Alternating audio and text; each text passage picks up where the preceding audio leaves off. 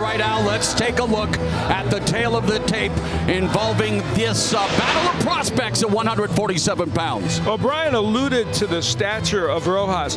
He will have a big height and reach advantage in this fight. And on top of that, he's the first lefty that Sanchez has faced. But Sanchez is hopeful that his aggressive style will counteract those things.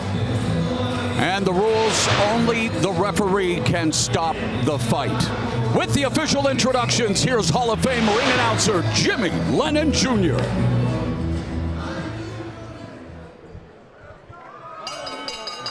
Ladies and gentlemen, a very good evening to you, and we welcome you to the Chelsea here at the Cosmopolitan of Las Vegas as Premier Boxing Champions and Showtime present a big night of action coming your way. And we extend a special welcome to the brave men and women serving around the world and joining us tonight on AFN, the American Forces Network. Well, fans, introducing our judges, scoring our opening bout from ringside, we have from New York, John McKay, from Nevada, Dave Moretti, and from Connecticut, Don Trella.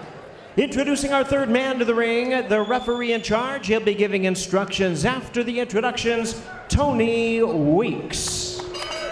All right, fans, here we go. 10 rounds of boxing scheduled, welterweights in the ring. Introducing to you first on my left, fighting out of the red corner, wearing blue trunks with red and white trim, training in Lakeside, California, and hailing from Tijuana, Baja California, Mexico.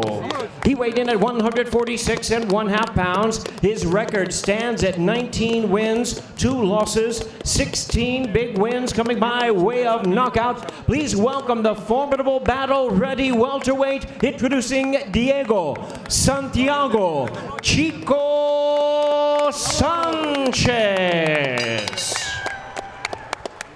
And his opponent across the ring on my right, fighting out of the blue corner in this 10-round attraction, wearing white trunks with red and green trim, hailing from and representing his home of Las Vegas, Nevada.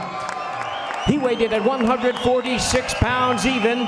He is undefeated in his campaign to the ring with a record of 10 wins, no losses. All 10 wins coming by way of knockout.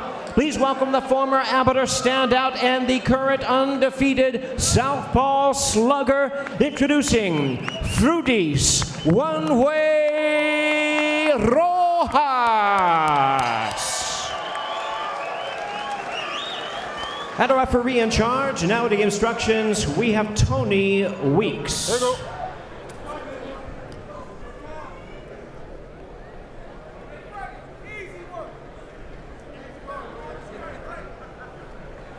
Okay, here we go. Caballeros, ustedes recibieron sus instrucciones. Aquí está bien, aquí está bien. De la cintura para arriba. Yo quiero una plena limpia. Escúchame, cuídate. ¿Listos? Vámonos. Tony Weeks, 29 years, a professional referee, working his 867th professional fight.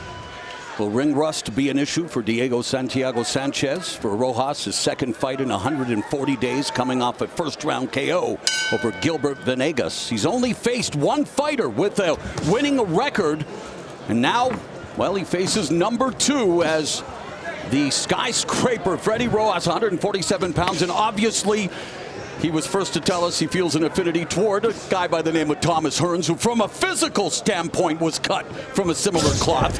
Talent-wise, it's yet to be determined the ceiling of one Rojas. You know, Rojas's fights average 2.4 rounds. Santiago Sanchez's fights last 2.6 rounds. So as my old partner Sal Marciano used to say, don't go to the refrigerator. Sanchez has never faced a lefty as a pro, so getting a new look here in the first round in that lead hand. A bludgeoning jab, a nice body shot by Rojas. So going to work early at establishing a stiff jab and already going to the body, Abner. Yeah, Rojas really, using that reach. Yeah, he's a power puncher. He's got 10 knockouts, but he's fighting from the outside. He's setting up the punches, which is really good indication that, he doesn't just rely on power. Both of them getting the last-minute call to produce under the big stage, the bright lights of Showtime, and Rojas on the offensive attack, looking very composed and putting in good work early. Nice combination by Rojas. Rojas normally throws about 70 punches a round, and in this round he's already thrown over 40, so he's on pace with what he normally does. Sparred at the DLX gym in Las Vegas with the likes of Terrence Crawford. Also went to Philadelphia, sparred with Boots Ennis and Alberto Puello. So Freddie Rojas Jr. getting good looks in the gym. That's for sure. It's a pretty good group. Nice combination by Rojas. Backs up a gutsy Sanchez, who's taken a lot of shots to the face and the body in this round. He's been outlanded 20-3 with less than a minute left in the first frame. And I like how Rojas is starting off every combination, which is with the jab.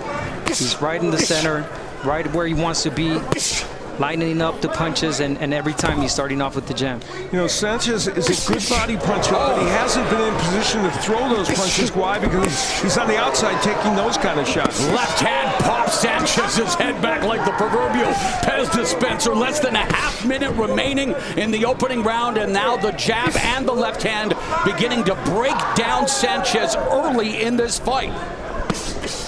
Now against the ropes, eating all kinds of shots, not returning fire. 10 seconds left.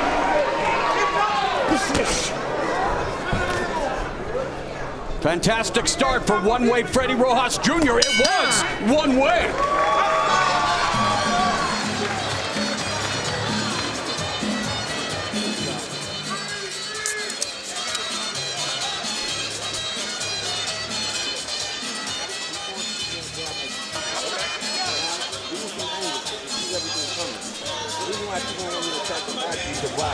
Taking head stop, okay?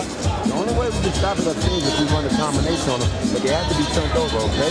And then protect yourself to your man and keep that hand up. Okay? Okay. Deep breath, man. You're doing good. Keep on touching that body, but sometimes don't retreat. Well, Rojas has kept his distance very, very well in this fight so far, and the jab and the straight left hand have just been terrific weapons for him, and when you're at that distance, you can do that. Sanchez wants to be on the inside.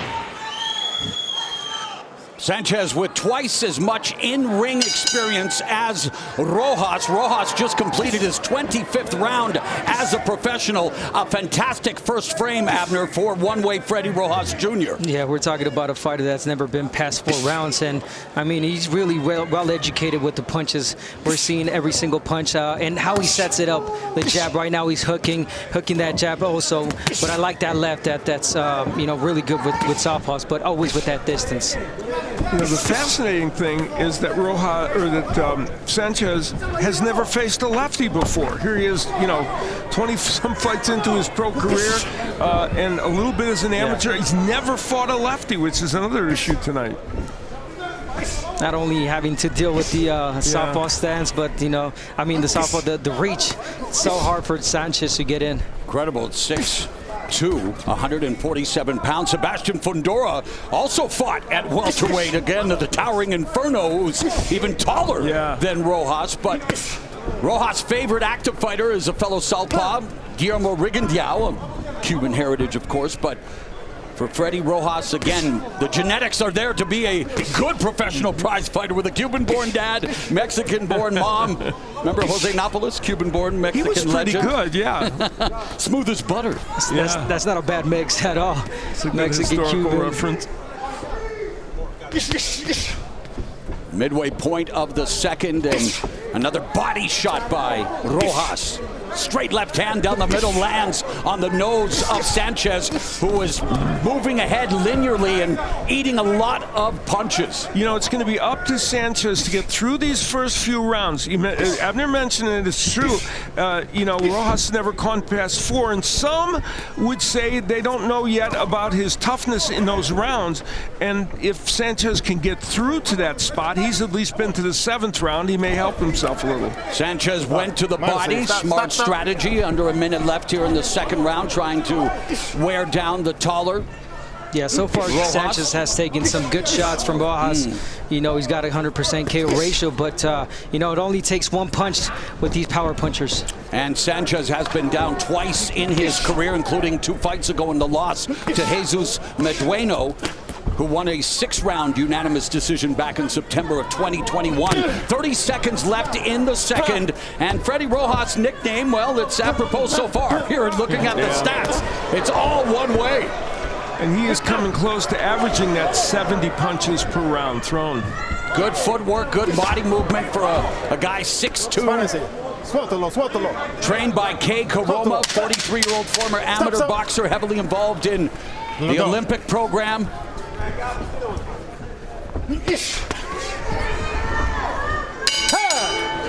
Abner Mares, someone you know very, very well, in fact, is in attendance. What a rivalry you had with the legendary Leo Santa Cruz, former 4-division champion.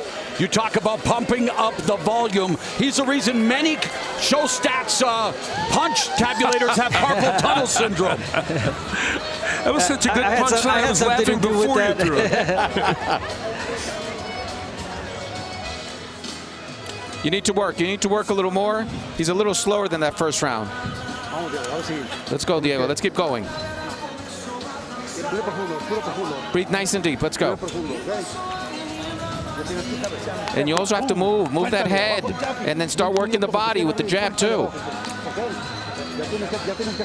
Now you're going to have to get let loose right away.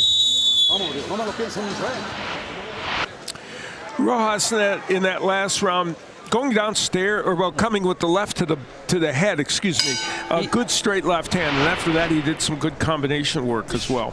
He even faked you right there. He did fake me, yeah, because it seemed like he was going to the body. Like yeah.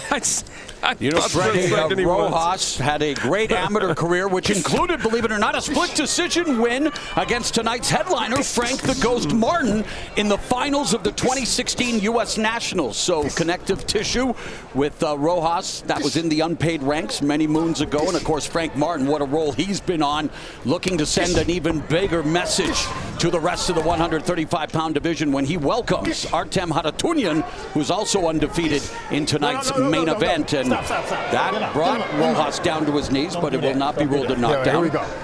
Look at the power punches in this fight. That's everything other than the jab, and you can see the U-judge Rojas has established. You're landing 53%, and anytime you're above 40 or 45, you're doing great.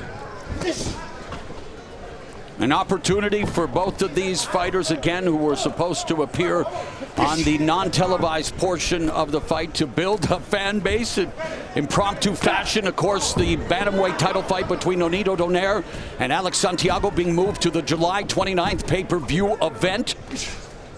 Yeah, and so far Rojas really putting on a clinic, showing off his boxing abilities. Coming into this fight, obviously we knew he was a knockout artist, but now he's just showing us how good of a boxer he is also. Well, some of those KOs have come, let's be honest, because he's been carefully matched. But when you have this boxing skills, you can take that forward with you. Yeah, but with that KO, I mean, with that number of KOs, you would think he would be an aggressive fighter, or you will look for a knockout, but he's just boxing right now. Yeah, good point. Very true. Debuted at the age of 22, been a pro for 2 years. Here in his 11th fight. Has yet to go the distance. Said he doesn't want to begin here tonight, especially now with the TV cameras rolling. Under a minute left in the third, and Freddie Rojas continues to stab away with the jab and wear down Diego Sanchez, whose corner wanted him to let loose here in the third, unable to do so. We talked about how busy Rojas is. Sanchez has thrown only 73 punches in this fight, so he really needs to pick up the pace. 1-2 combination, splitting the guard, sharp jab through the guard. There's a check right hook by Rojas, going back to the textbook 1-2. Continues to headhunt, continues to tee off on Diego Santiago Sanchez. Now, believe me, Sanchez is trying. He's trying to get in. He's trying to let go the punches, but every time he finds himself in the inside, the 1-2 is already in his face.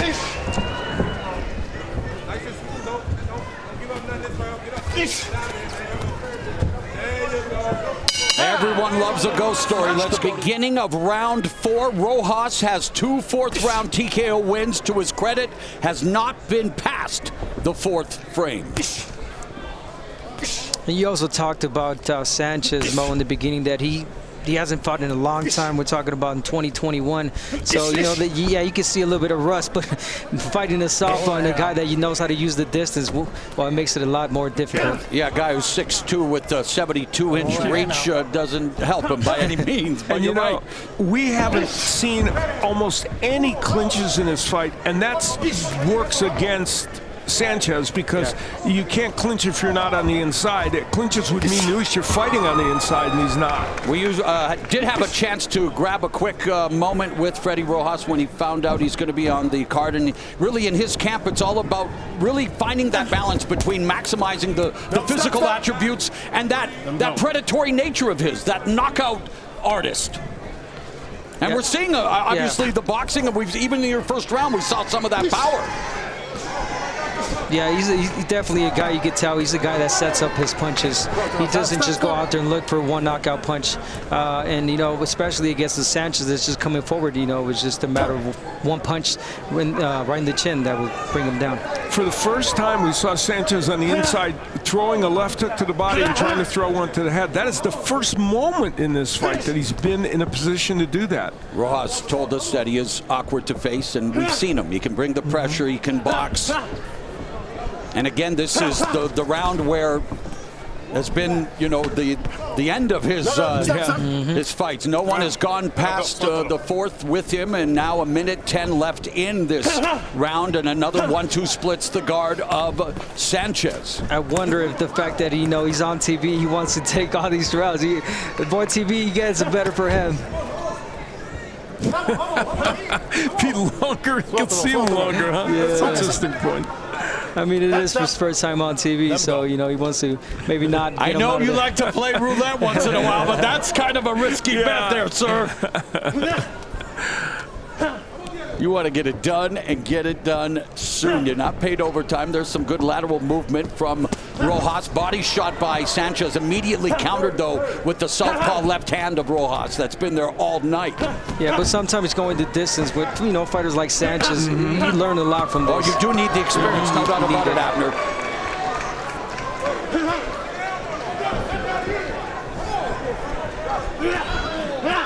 Nice body shot by Rojas. Sanchez trying to find a way to navigate the minefield that is the offense of Freddie Rojas Jr. Let's check back in with Jim Gray. Best of luck to you. We'll talk to you afterwards. Thank you. All right, Morrow, back out to you. All right, Jim, for the first time in his embryonic career, Freddie Rojas Jr., the 24-year-old undefeated fighter at 10-0 with 10 knockouts, sees the 5th round. His opponent, Diego Sanchez, well, he has never gone past 7. You talked about the culinary history of the family, and he said he wants to open a restaurant, Freddie does, when he quits boxing. And they asked him, will it be a Cuban cuisine or Mexican? He said, no, I like Italian. You're not going to get any complaints here, Al. No. And here's the segue, Al. A steady diet of jabs being fed to Mr. Sanchez. Not very tasty. Not a lot of seasoning that he likes on those ones. Opening minute of the 5th, and we have Rojas Jr. continue to methodically, systematically break down Sanchez, who's on the center line, desperate to come forward, but every time he does, Abner, Rojas answers with a beautiful shot. Yeah, he has an answer for everything for Sanchez, especially the 1-2 straight. But what I noticed in this 5th round is Rojas is pressuring a lot more, sitting down in his punches, staying in the center of the ring and not going back as much, you know, changing the tempo a little bit in this round. Good maturity being exhibited by the 24-year-old Rojas, who has not abandoned his boxing by any means, using those physical dimensions, and that hasn't always been the case with fighters with a long reach punch and height. We saw Marquise Taylor, who picks up a huge victory against Elvis Gomez. It served him well. Yeah, who I saw the trainer earlier, and he told me, hey, Abner, a lot of people didn't give my fighter a chance. I guess he showed them, and I'm happy for Taylor. Good performance. Yeah, they like the moniker Zero Snatcher as well, and it's Sanchez looking to snatch the zero from Rojas, trying to walk him down now, has him on the ropes, and there's a veteran move by Rojas. Yeah, I was going to say a moment ago that Rojas is very good at kind of tying him up on the inside where he doesn't want this fight to be, and then getting broken. It's also the fact that he is feeling a lot safer, comfortable against Sanchez, and he's letting him in, getting inside a lot more. Oh, good right hand from Sanchez. An answer for Sanchez. And an uppercut, left hook by Sanchez, having his best moments of the fight with 30 seconds left in the first half of this 10-rounder, being contested at 147 pounds. When Sanchez has been at his best in fights, it's when he's fighting off your chest, doing what we just saw a moment or two ago, landing some nice body shots and a right hand, and he can do it on the inside, but he hasn't been able to get there. Sweet footwork being exhibited by Freddie Rojas Jr. Retreating, going back to the center of the ring. The southpaw continues to dish out punishment, but a better round for Sanchez. Doesn't mean he won the round, because it continues to be an avalanche of stats all one way in favor of Rojas. Well, and this will give you an example of why. The good straight left hand, the left has been an important weapon for him. And then the going downstairs, he's done that pretty effectively in this fight. Toward the end of the round, Sanchez was able to get a very good right hand in. He slipped that left and got a pretty nice right hand in. And he also, you'll see him trying to work that uppercut, which in fact landed.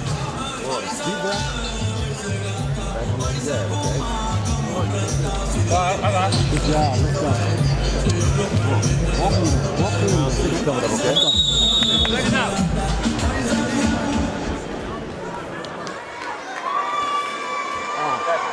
Appreciate it. Freddie Rojas Jr. back in his native Las Vegas, looking to keep his knockout streak alive, more importantly his win streak alive. He's won his first 10 professional fights. Uppercut from mid-range lands on Sanchez, who has been stopped once in his career, losing to Luis Ramos, who recorded the 7th round stoppage win in April 2019. We're at the midway point. Let's bring in unofficial scorer Steve Farhood. Sanchez a little bit closer in that 5th round, Mo, but not enough. No mercy rounds here. Have it 5-0, 50-45 for Rojas. And until the 5th round, Sanchez was really landing, averaging only 1 or 2 power shots per round. So, been all Freddie Rojas. Well, Sanchez trying to come forward. Good escape by Rojas, utilizing that footwork, but continues to get hit. So Sanchez is finding some success. That was, yeah, he is. But that was a great sequence for Rojas, because it looked, didn't it, like Sanchez was going to make something happen on the ropes. He was able to get off the ropes, and so that was a demonstration of his skill. Yeah, another demonstration of another skill from Rojas, getting on the ropes. There it is again, and coming back with punches. Oh, and a great arsenal, a good variety of punches by Rojas, mixing it up, throwing in combination, but the gritty, gutsy Sanchez continues to march forward against a guy like Rojas. That's what he's got to do. He's forced to do it. Went to the body with a nice left hook. Yeah, and you know, the geography of this fight is slightly changing. Not a lot, but Sanchez is at least able to get inside where he can do some work and do some. Now, he's only been into the 7th round where he was stopped in one fight, so he hasn't been 10 rounds either. But we know that, you know, this is uncharted territory for Rojas as well. Beautiful uppercut from Rojas. And I like what he was doing with the body shot. He should start doing more body work, speaking of Rojas, and Tara Santiago Sanchez, because if not, he's going to keep on coming.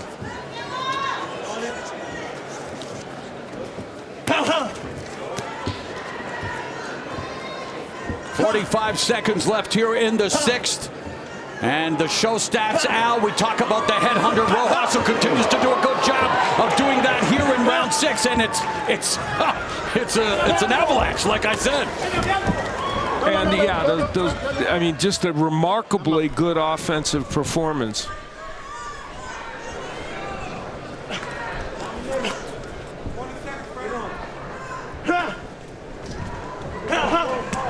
Another left hook to the body by Sanchez. Can't follow up with the right. Countered with the southpaw. Left from Rojas doing good work off the ropes. Oh, good right hand from Sanchez. Finally lands a right.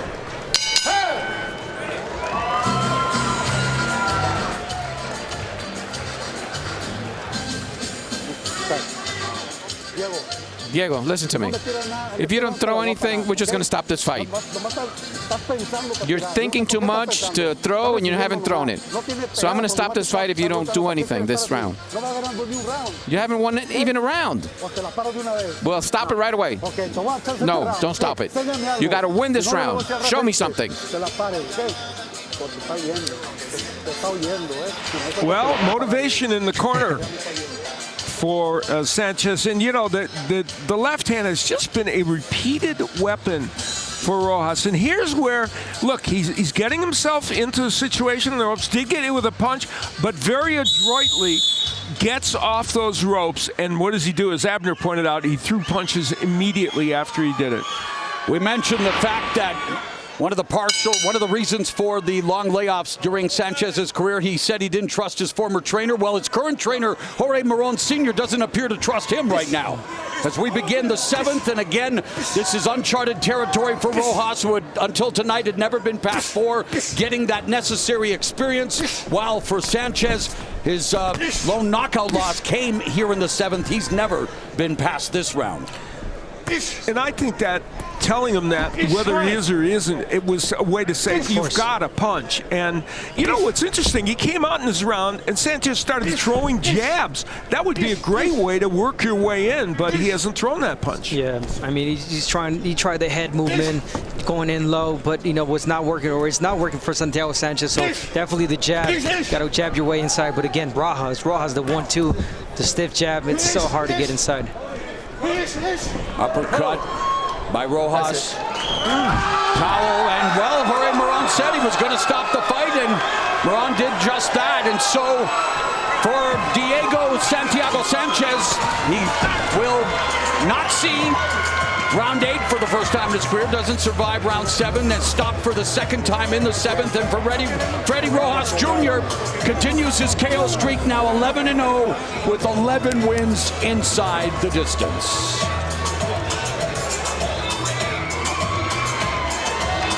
You got to like the performance that we saw from Rojas, even though we didn't get a spectacular knockout. But we got a stoppage, and we got to see exactly what this fighter can do with the reach advantage. And he landed 47% of his power punches, everything other than the jab. That when you're in that number range, it's very, very good. And you know, the fact that he boxed so well, part of it is shown by the fact that Sanchez only threw 202 punches in the fight. And we'll look at the numbers right here. He wasn't in a position to really throw a lot, and that's because Rojas did such a good job of controlling the ring. Rojas told us that mentally and physically he was prepared for 10 rounds, but he told us that Sanchez wasn't going to make it past 8. Well, he delivered on that. He didn't make it past 7. Got it good. Ladies and gentlemen, we have the time of 58 seconds of round number 7. Our referee in charge, Tony Weeks, stops the contest upon request of the corner. He is the winner by way of technical knockout and still undefeated, Freudis One-Way Rojas.